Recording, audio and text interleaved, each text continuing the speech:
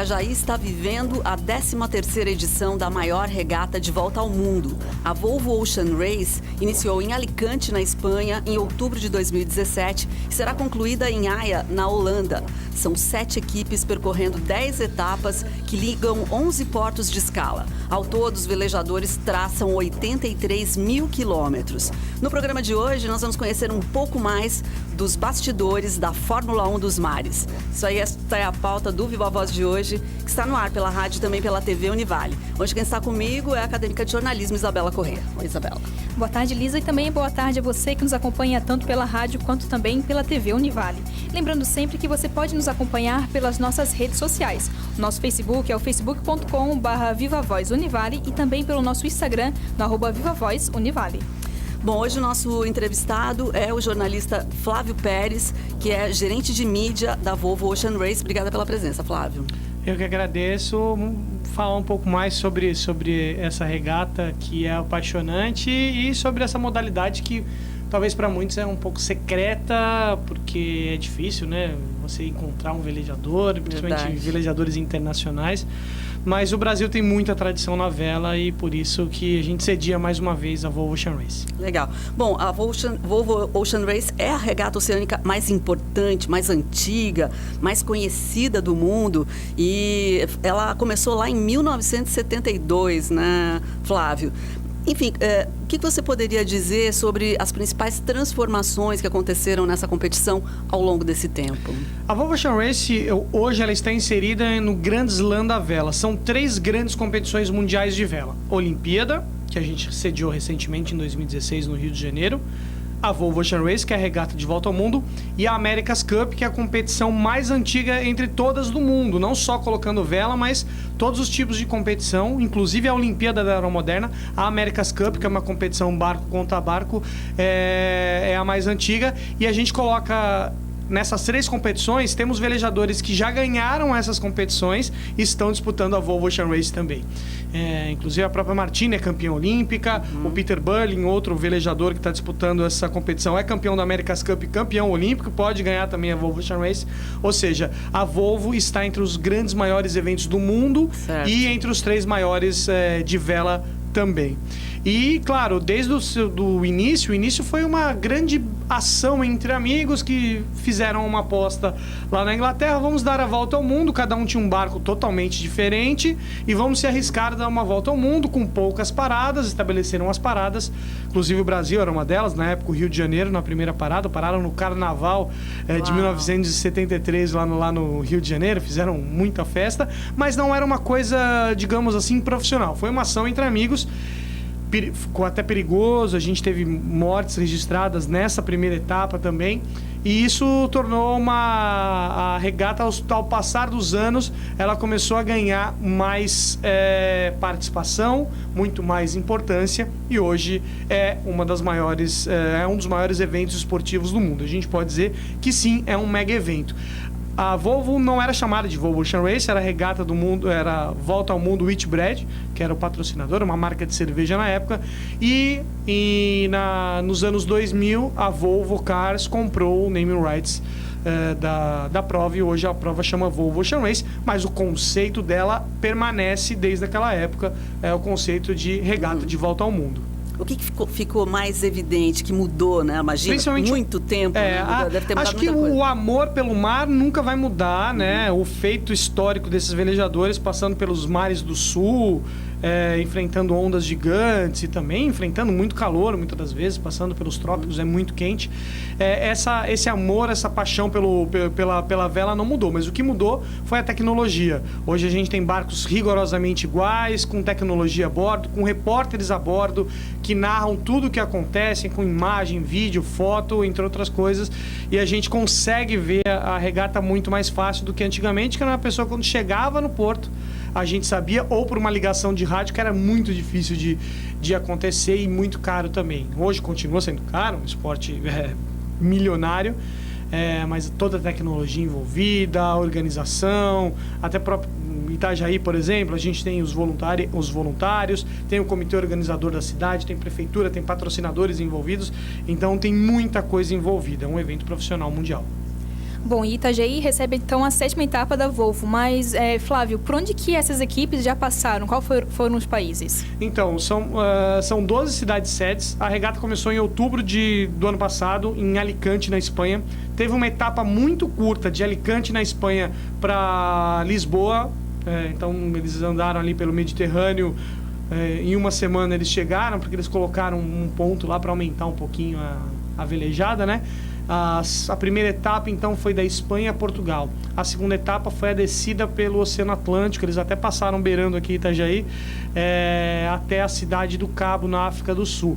Da cidade do Cabo, da África do Sul, eles foram até Melbourne, na Austrália, numa perna muito complicada. Várias equipes tiveram problemas, perna muito fria também. De Melbourne, eles subiram para Hong Kong, na Ásia. E de Hong Kong eles fizeram uma etapa de transição para Cantão, na China, que é palavra também, nome de Guangzhou, na China, mas pode ser Cantão também. Fizeram uma etapa de transição, ali foi um pouco mais rápido, né? Durou um dia mais ou menos a etapa. Eles voltaram para Guangzhou e de Guangzhou foram para Auckland, na Nova Zelândia. De Auckland, Nova Zelândia, eles chegaram aqui em Itajaí, numa das provas mais rápidas pelos mares do sul. Infelizmente tivemos a perda de um dos velejadores, a 9ª morte na história da Volvo Ocean Race, mas mostra que isso pode acontecer em qualquer esporte. Eu sempre digo que no futebol a gente tem muito mais mortes do que na Volvo Ocean Race, por exemplo. Jogadores morrendo do coração, extremamente saudáveis, mas do nada faz um esforço maior e morre. E esse esporte não, a gente está em contato com a vela, com ondas gigantes, com vento frio, passa perto de icebergs, então contato com a fatalidade está muito mais próximo. E essa morte, uma outra morte na Volvo Ocean Race aconteceu depois de tantos anos, assim, né? A última foi em 2000, antes dessa foi em 2006, de um velejador holandês. Então, mostra que apesar de ter toda essa adrenalina, todas essas dificuldades, a vela, não posso dizer que é um esporte seguro, mas também ele não é tão perigoso assim como a gente cita. E voltando ao caminho, né? Agora a gente vai ter a subida no dia 22 de Itajaí para os Estados Unidos. Dos Estados Unidos vão para os Países de Gales, os Países de Gales passam para Gotemburgo, na Suécia. Gotemburgo, na Suécia, termina em Haia, na Holanda. Legal. Agora, já que você mencionou essa fatalidade, a morte de um velejador, é o John Fisher, né? E foi ali numa região que todo mundo diz que realmente é muito perigosa, nas proximidades do Cabo Horn. Isso. E você já falou um pouco, mas eu acho bacana até para a gente ter um pouco dessas sensações, né, que um velejador precisa viver, né, para encarar uma prova como essa, né? O que é mais difícil? Como é que é o preparo, né, de um velejador para encarar essa competição? Eu sempre digo que eles precisam comer bastante, porque eles vão perder alguns quilos. Os velejadores nessa etapa, por exemplo, perderam de 10 a 15 quilos. A gente fala, legal, eles perderam quilo, é bom para emagrecer, mas eles estão em alto rendimento. Alto rendimento não é saúde, né? Então eles puxam o corpo deles ao máximo. Se eles tiverem que desmaiar de fome, eles vão desmaiar para conseguir o melhor resultado. Se eles tiverem que emagrecer 10 quilos em um dia, eles vão emagrecer para o barco ficar mais rápido. Então eles sofrem bastante. Então a primeira preparação deles é ter o mais caloria possível para ingerir na etapa e maior descanso possível, porque eles dormem em média 3 horas por dia durante essas etapas e fazem muitos esforços físicos, principalmente para você uma mudança de vela, uma mudança de direção, que pra gente parece simples. Num barco desse de 65 pés demora praticamente meia hora a cambada que a gente diz, né, na vela. Então, todo mundo no deck, todo mundo fazendo força. Tem os chamados grinders, que é como se fosse uma manivela que eles vão fazendo muita força. Então, a gente percebe que o preparo físico deles também é muito forte. Eles ganham muita força física. Talvez não seja uma resistência de uma corrida, não. Mas eles trabalham aquela força física. Você precisa ter muita força. Não importa que tenha uma barriguinha, não, isso não é o teu problema. O importante é ser forte. Óbvio que alguns velejadores não precisam disso, no caso do navegador e do tripulante de mídia, que não faz nenhuma função a bordo. O restante praticamente tem que colocar a mão na massa o tempo todo. E é interessante porque a gente percebe na própria Martine Grael, que é uma velejadora olímpica de uma classe 49er, que é uma classe que exige um biotipo mais fino, mais rápido de velocidade, porque é um barco muito difícil de manobrar, você precisa de velocidade e força. Como a Olimpíada próxima vai ser no Japão e ela vai defender o título olímpico, ela precisa de um pouco mais força porque vai ter mais vento no Japão, porque no Rio de Janeiro tem menos vento, teve menos vento na Olimpíada. Então ela achou legal ganhar uns quilinhos a mais. Então você vê a foto da Martine na Olimpíada em 2016, 2 anos depois, ela é muito mais forte. Até um ano depois, um pouquinho antes de largar para a Volvo Ocean Race em outubro, ela estava muito mais forte. Você olha assim, nossa, tá malhando essa menina.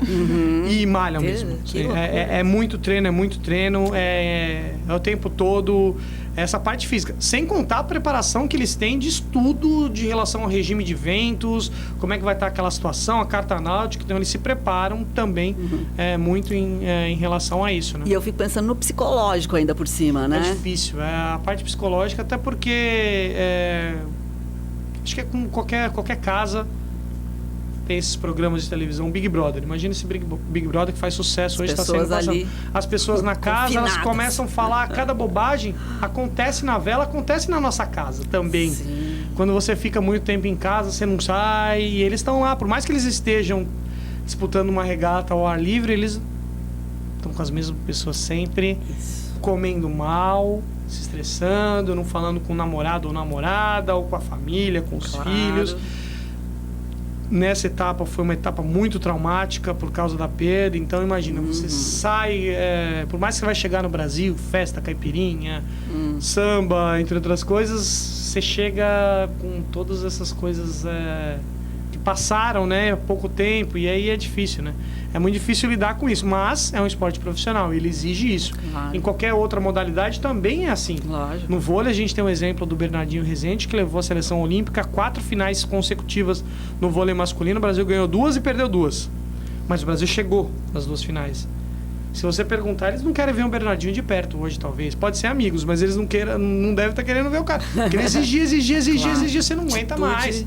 Chega uma hora que, olha, eu quero. As meninas, por exemplo, no vôlei feminino, muitas pedem embaixo da seleção também para ter o filho, né? Então muitos chegam perto dos 30, 35 anos, querem já ter o filho, depois voltam a jogar. Tem muitos casos que a gente teve assim. Mas é difícil ficar muito tempo junto. Mexe em qualquer coisa da vida, não só no esporte, mas nas nossas relações. É sempre bom. Eu sempre digo para as pessoas que o importante é respirar novos ares sempre. É uma coisa importante. Bom, muito legal. Então agora a gente vai fazer um intervalinho. Hoje a gente está falando sobre a Volvo Ocean Race e o nosso convidado é o Flávio Pérez, que é o jornalista e gerente de mídia da Volvo Ocean Race aqui no Brasil. Estamos de volta com o nosso Viva Voz, que hoje está falando sobre a Volvo Ocean Race 2018. O nosso convidado é o Flávio Pérez, que é o gerente de mídia da Volvo aqui do Brasil. Bom, Flávio, ao total são 7 equipes que estão participando, né? Você pode apresentar cada uma delas pra gente? Claro, vamos lá. Primeiro pela TIM AkzoNobel, que é o barco que tem a Martine Grael, um barco da Holanda. A AkzoNobel é uma empresa de tinta holandesa que tem no Brasil todo também, né? Uma das maiores do mundo. E essa equipe foi a primeira a anunciar a participação na Volvo Ocean Race, e eles, no começo da competição, eles anunciaram também outro brasileiro, Joca Signorini, mas em Alicante, na Espanha, eles tiveram um problema jurídico, e ele acabou deixando a equipe por um problema interno deles, e a gente só tem a Martine Grael como integrante da competição. Legal desse barco que ele vem numa recuperação. Nas últimas 3 etapas teve 3 pódios: 3º lugar, 1º em Auckland e agora 3º lugar aqui em Itajaí. Então eles vêm numa crescente muito boa. Dificilmente devem conquistar o título, porque tem 2 equipes mais fortes que eu cito na sequência agora, que é a Mafre, equipe espanhola, que busca o primeiro título para a Espanha na Volvo Ocean Race. A Espanha sempre teve time, mas nunca conquistou. O velejador comandante é um campeão olímpico, que é o Javi Fernandes. Tem outros 2 campeões olímpicos a bordo. É uma equipe que teve aqui na última edição também. Tinha a torcida dos brasileiros, porque tinha um brasileiro, André Fonseca Bochecha, catarinense. E essa equipe está agora na segunda colocação e é muito forte, talvez, junto com a Dongfeng, que lidera hoje. Dongfeng Race tinha uma equipe chinesa que lidera a competição com um ponto de vantagem sobre o Mafra. A competição toda, então, está sendo liderada pelo Dongfeng. Então, eu falei do Tina Zonobel, que é da Holanda, o Mafre da Espanha. Mafre é uma empresa seguradora, né? Mundial também, tem aqui em Itajaí, região. E agora eu citei o Dongfeng Race, tinha uma montadora chinesa de caminhões. E é uma das favoritas aí a conquista do título. Eles montaram uma baita de uma seleção. E é legal de torcer também pro Dongfeng Race Team, porque eles têm uma semi-brasileira, que é a Caroline Brauer. Ela morou no Brasil, ela fala português. Então, com certeza vocês já devem ter falado alguma coisa sobre ela aqui, colocado uma sonora dela em português.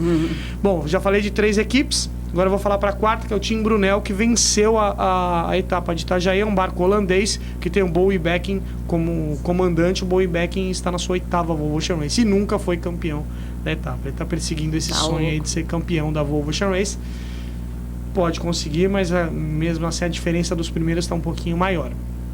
E eles têm o Peter Burnley, aquele velejador que eu citei, que ganhou tudo e pode se tornar o maior. Ele já é considerado o maior velejador do mundo hoje e está na tripulação. Então estou na quarta. Agora vamos para a quinta equipe, que é o Scallywag. É um barco de Hong Kong formado por amigos e infelizmente teve a perda do John Fisher. É um barco de Hong Kong que agora praticamente o título eles dificilmente conseguiriam, até porque pela primeira vez estão disputando a Volvo Ocean Race, mas eles estavam vindo com bons resultados até a perda do seu tripulante.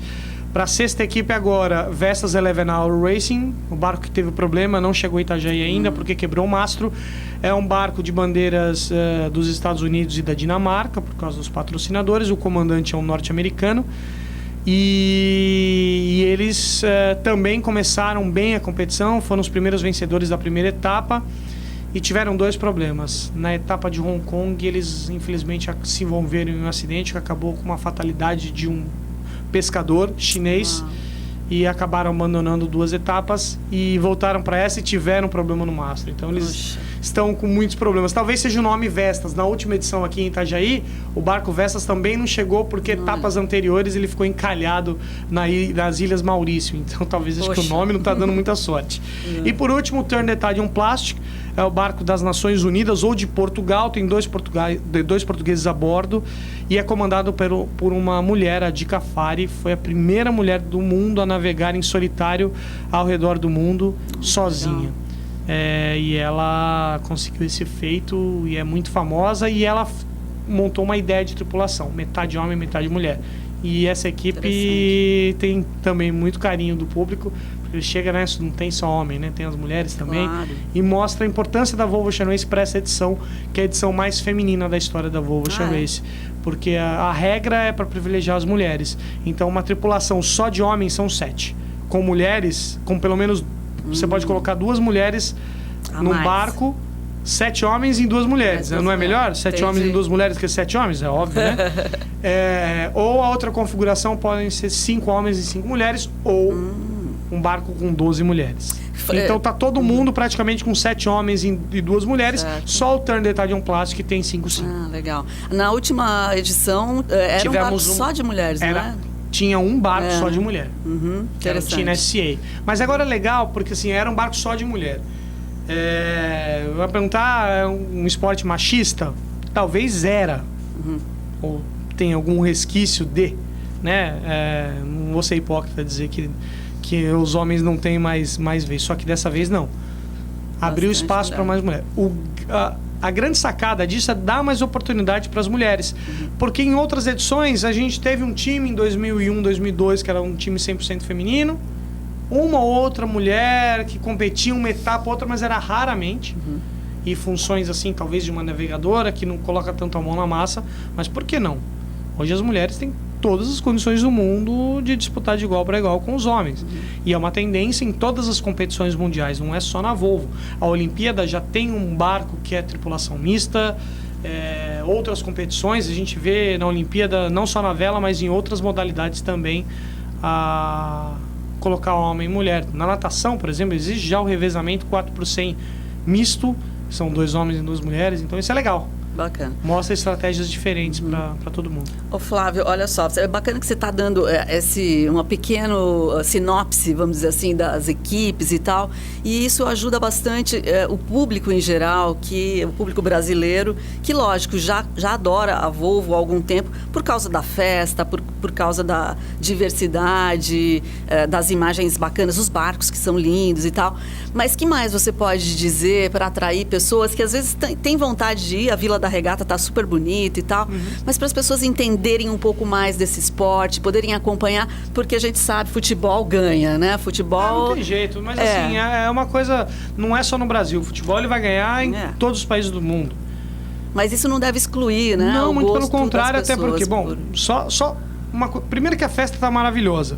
Primeiro que a população da região, os catarinenses, os brasileiros têm que se orgulhar de que nós estamos sediando mais uma vez um dos maiores eventos do mundo, e não só esportivo, com tanta gente envolvida, com tantas pessoas de fora, com tantas oportunidades que as pessoas têm para trocar ideia com gente de fora. É muito legal você conhecer novas experiências. Vocês vão ver os barcos mais potentes do mundo, os barcos com a melhor tecnologia do mundo, eles estão debaixo da tua cabeça, porque agora eles estão sendo já foram içados, estão lá descansando, mas também eles estão fazendo obras no barco, né? Arrumando alguma coisa, outra, um detalhe aqui, mas sempre tem gente trabalhando. Tem um estaleiro naval de engenharia com engenheiros altamente qualificados, ou seja, os voluntários da Univale têm, não só os voluntários, mas quem visita tem toda a oportunidade de conhecer gente nova, conhecer uma profissão nova e ver o que está sendo feito de melhor no mundo. Sem contar a gastronomia, as festas, os shows, né, que a parada de Itajaí oferece ao público. Então, é importante. Eu acho que... Não sei se eu sou a melhor pessoa para convencer, mas eu digo que vocês estão vivendo o Brasil hoje... Itajaí é a capital mundial da vela hoje. Não tem nenhum evento no mundo rolando agora tão forte como a Volvo Ocean Race. Nenhum evento no mundo. Bom, e agora nessa sexta-feira, dia 20, acontece o Import Race, que é uma competição que acontece em cada cidade por onde a Volvo passa. Flávio, explica pra gente como é que funciona essa competição, que ela também soma pontos para a classificação total, né? Só para a Import Race, ou chamada também de regata local, ela é realizada em todas as cidades sedes. O grande objetivo dessa competição é mostrar um pouquinho como que os barcos disputam a velocidade deles para o público. Então é obrigatório que essa prova seja realizada na costa, que todo mundo consiga assistir fora da Vila da Regata. Na Beira Rio de Itajaí, vocês vão conseguir assistir a prova.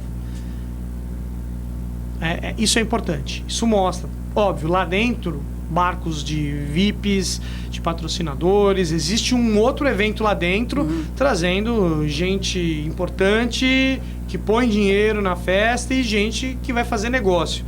Não é só uma competição esportiva, é uma rodada de negócios a céu aberto. É um marketing de relacionamento total. Quem gosta de marketing tem que acompanhar um evento de vela. É uma aula de marketing. Então você vê essa competição de perto. Você consegue ver.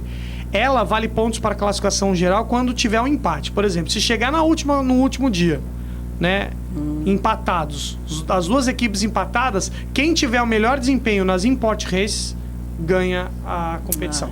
Ela serve como desempate. Mas é muito legal, porque é totalmente diferente de uma escala muito longa. É uma regata de 1 hora, de 45 minutos, né, até 1 hora, né, geralmente dá 45, 50 minutos, e eles vão contornando boias. E a ação é a todo momento. Então ele contorna uma boia, aí os barcos chegam próximo para bater, assim.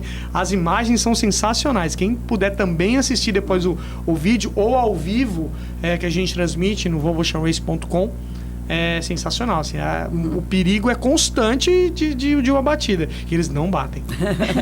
Ufa. Ô Flávio, estamos indo 1 minutinho, a gente ainda tem, mas vamos falar da partida, né, que já está marcada para o domingo, dia 22, né? Eles vão seguir então para Newport, nos Estados Unidos. E como é que vai ser esse momento? É um momento muito especial, começa com o desfile dos velejadores, muita gente na Vila da Regata, a gente já espera muita gente. Eles fazem o desfile, eles entram cada barco por ordem, é chamado, tem uma entrevista, todos eles se despedem da família, cada barco tem a sua música, trilha sonora, então eles partem lá, dá aquele tchau a todo mundo e partem depois para essa regata muito difícil pelos mares do mundo, vai subir o Atlântico, não é uma regata tão difícil assim como a que a gente viu agora, mas obviamente tem seus perigos e vale pro vencedor 7 pontos.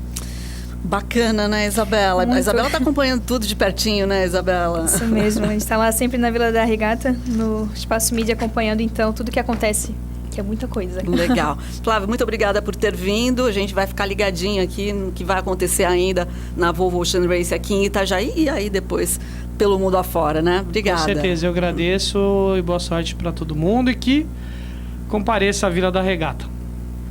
Bom, também agradecemos a você que nos acompanhou em mais um programa. Lembrando que o Viva Voz vai ao ar sempre de segunda a sexta-feira, a partir da 1h30 pela rádio e também pela TV Univale. Até mais.